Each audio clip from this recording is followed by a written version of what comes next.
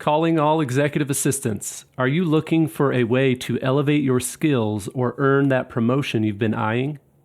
Nova Chief of Staff's online certification course provides you with the knowledge and confidence you need to stand out on the job. Whether you want to land your dream position or level up in your current role, Nova's self-paced course gives you hands-on practice doing what chiefs of staff do every day. Visit leaderassistant.com/Nova to learn more and secure your spot. That's leaderassistant.com/NOVA.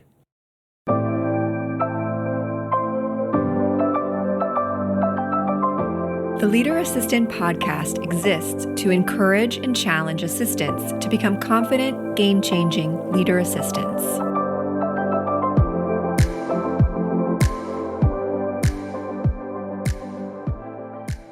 Hey friends, welcome to the Leader Assistant Podcast. It's episode 260. That's right, 260. You can check out the show notes at leaderassistant.com/260.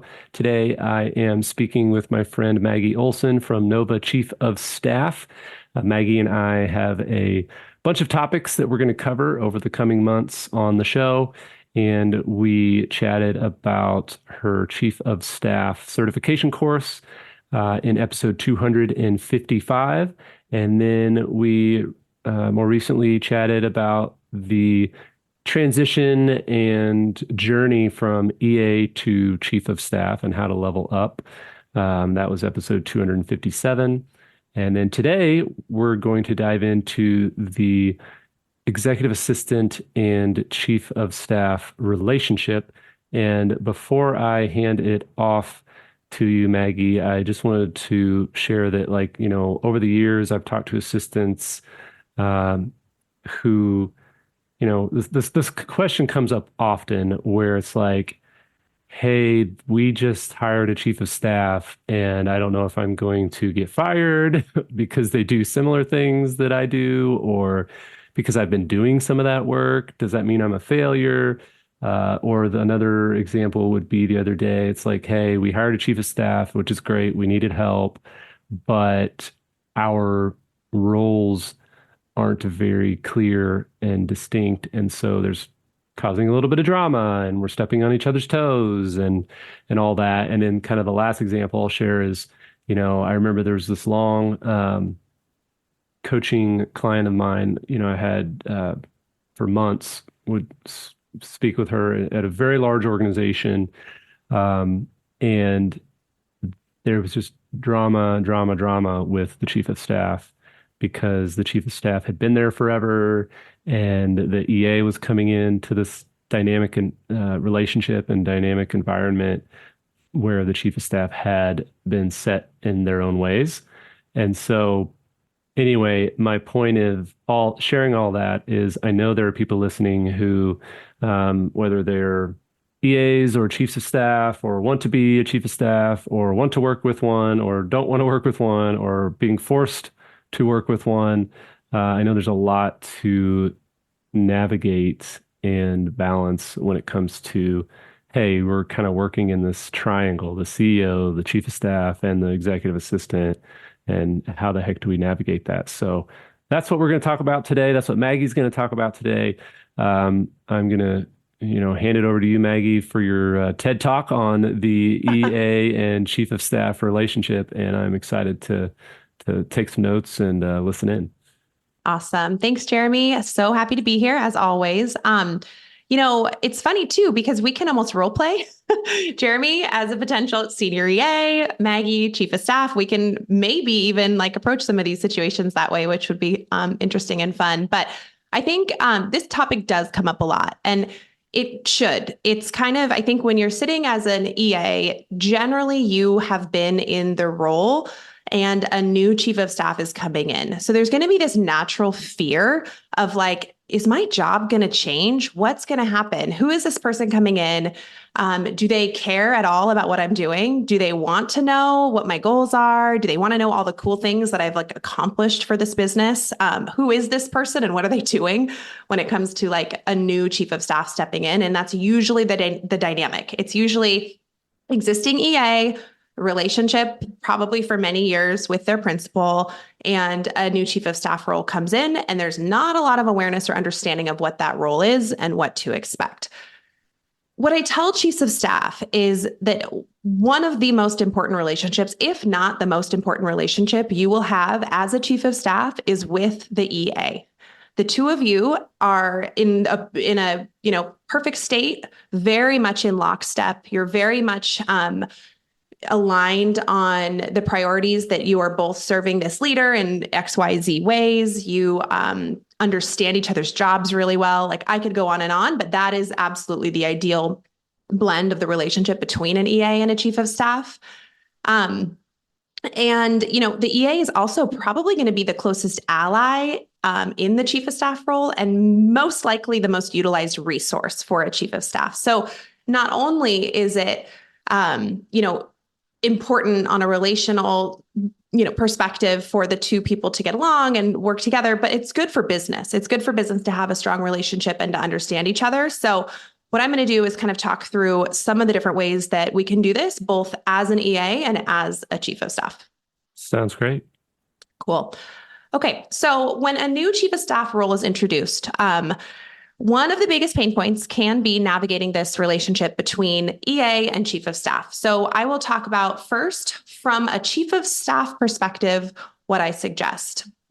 First, approach humbly and assume the best. So what does that mean? It means I'm a chief of staff. I might be coming in with like guns blazing. I'm so excited. I want to make all these changes and I want to have a big impact and people to recognize me for the things that I'm doing. I tell chiefs of staff to really slow down and breathe and use these first few months to learn, approach humbly, assume the best in everybody, and kind of adopt that learning mindset without changes for the first few months. Additionally, shadow your EA enough to truly understand what you do every day. So, Jeremy, can I sit with you for a few hours for the next 3 days, or 3 days over the next week or two, maybe at different times of day, and we can go over the things that you think would be most important for me to learn. So what does Jeremy think, as the senior EA, is most important for the chief of staff to learn? This is really, really important, both directions, to truly understand each other's jobs and have that kind of base level foundation built for the role before you get into all the things that a chief of staff is going to want to do right away. I think additionally, understand the EA's goals in their role, their likes, their dislikes, what's going well, what's not going well, normal things. These are all things that sound easy enough, but when you're in it, it is hard to slow down and truly think about what is the most important way to approach the relationship. And finally, understand that the EA is probably a little bit nervous about their role changing. Think about it. And I know a lot of people listening are EAs, and we've got chiefs of staff listening too. If you're a new chief of staff coming into an environment where an EA and a principal have a long withstanding relationship, and there's not a lot of clarity around what the chief of staff role is, there's going to be natural fear, natural loss of control, natural concern over their job changing, and you potentially being a catalyst for that change. So I think that emotional intelligence is incredibly important for any kind of a person or chief of staff to step into an existing environment where they will probably ruffle feathers, and it's how to do that in the least, in the least aggravating ways possible. Mm-hmm.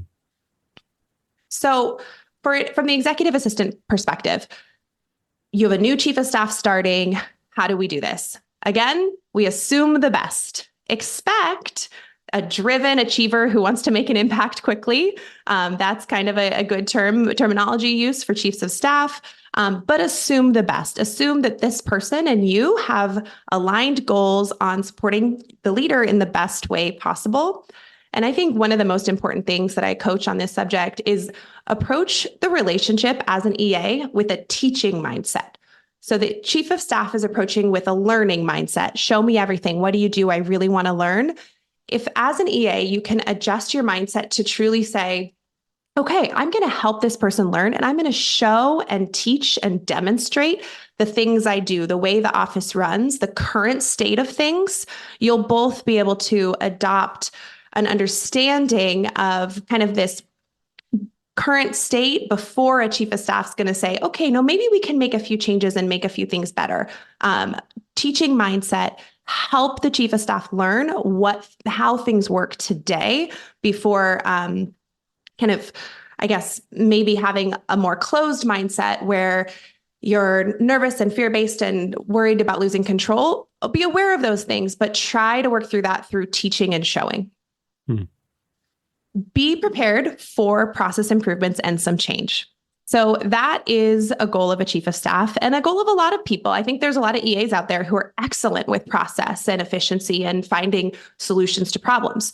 Chiefs of staff, a huge part of a chief of staff's job is to make things run smoother and better and quicker and leaner and more efficient. I don't believe a chief of staff is going to be successful by stepping in and doing this right away before they learn a business.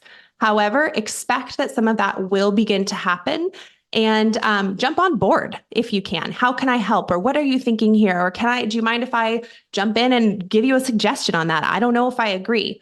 Open the dialogue, but expect some change, and it will come easier if you expect it. Finally, from the executive assistant's perspective, understand and learn that chief of staff's goals, both professionally and probably personally. Like, where do you want to go after this chief of staff job? What are your kind of number one things that you think you're going to address as a chief of staff? What about this? I've identified this. Should we work together here? It's an opportunity for you to get to know each other through asking good questions and kind of setting yourself up together to approach kind of what's next in terms of the transformation of the office that you're in.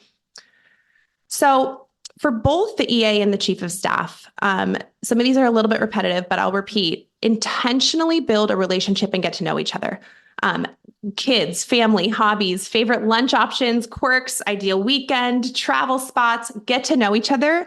It can be hard to do those things when there's a little bit of tension and anxiety, but we all know the better we get to know each other, the more human we see each other, and the better we can work through some of that anxiety and conflict at work.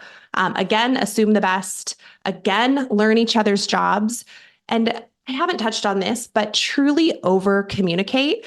No one likes to be a micromanager. And I think that EAs probably can feel sometimes that chiefs of staff just want to know everything and want to see the business in all the ways. Be okay with over communicating, especially at the beginning. Get yourself and each other on each other's pages. Share maybe more than you think you need to. Figure out what each other wants to understand and learn and what maybe isn't as important at the beginning.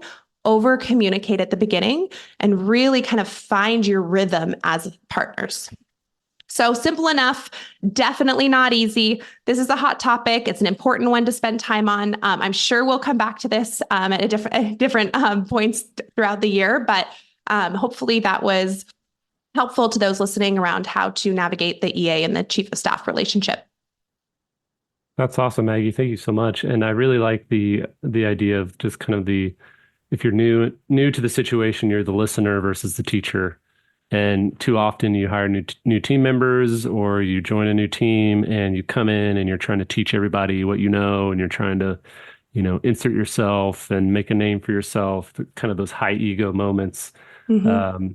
And I think that's very valuable, whether you're the EA or the chief of staff. If you're new to the triangle, yeah. Then, it's always best to listen and have that season of listening and learning versus teaching. Absolutely. I couldn't agree more. So awesome. So then I guess one thing that kind of came up, how have you seen with this relationship, have you seen in your experience or, the chiefs of staff and EAs that you've spoken with, the job descriptions and the org chart, questions or, mm-hmm. Hey, my job description is pretty similar to your job description. How can we fix that?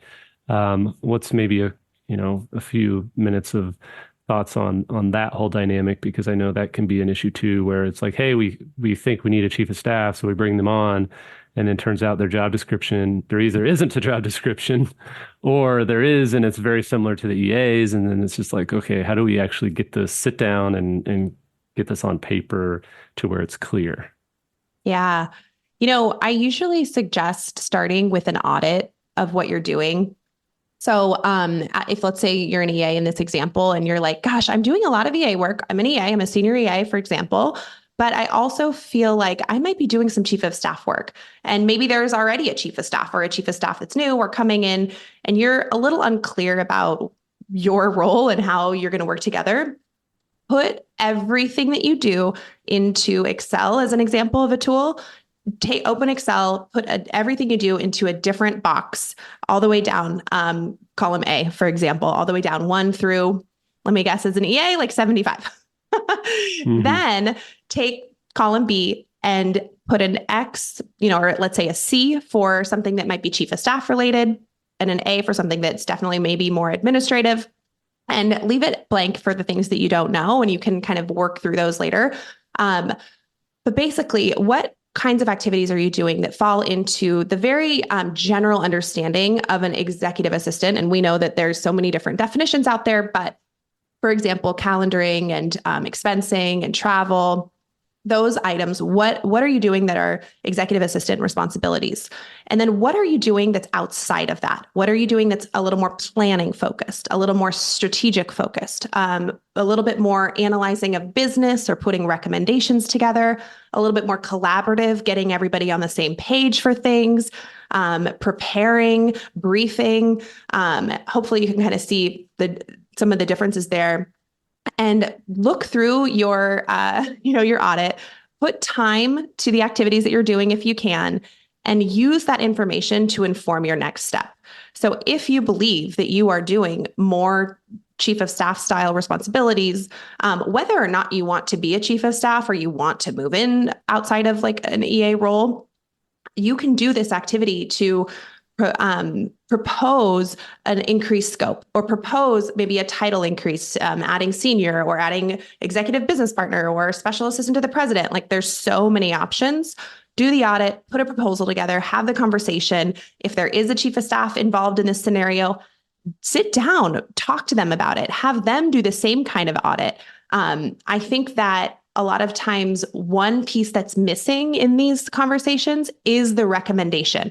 So often an assistant will say, I'm doing these things and I know this to be true, and I've already done all this, but what do I do with it? So-and-so is so busy, they're not ready, they can't listen to me, they're off doing their own thing, whether it's the chief of staff or the principal. Put a recommendation together. Maybe it's an email, maybe there's a couple slides in a PowerPoint deck where you say, this is what I'm seeing. This is what I think I can do. Here's how our roles could differ. Here's how maybe there's some overlap that we should address. I suggest we do this. And then you've suggested a recommendation. You're seen as a thought leader. You're seen as somebody coming with a solution to something. And hopefully you'll feel better about the way you're analyzing your time and potentially fixing a problem of maybe some overlap and duplication. Love it. Well said. Thank you, Maggie. That's great. I love the starting with the audit. I have executives reach out to me all the time. Hey, I need to hire an assistant, but I need help. I don't know how, or I need to hire a chief of staff. And it's like, okay, well, what do you want them to do? Like, well, I don't know. I think I need one. And you just got to start with that. Like you said, just list out everything that you're doing and make a list. Make a list. So, well said. Well, Maggie, thank you so much. Great conversation as always, and great tips as always. I'm excited to dive into more topics over the coming weeks and months. And let's see, we're going to talk about networking. We're going to talk about the negotiation skills and interview strategies, financial acumen, managing executive engagements, building confidence, and more. So stay tuned, everyone, for future chats with Maggie Olson, and be sure to check out the show notes at leaderassistant.com/260. And you can find out more about Maggie, connect with her on LinkedIn, and obviously check out her course at leaderassistant.com/Nova. leaderassistant.com/Nova. So thanks for listening. Thanks again, Maggie, and we'll talk soon. Can't wait. Take care.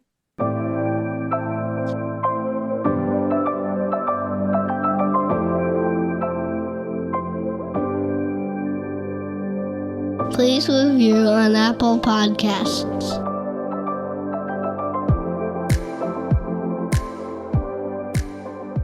GoBulls.com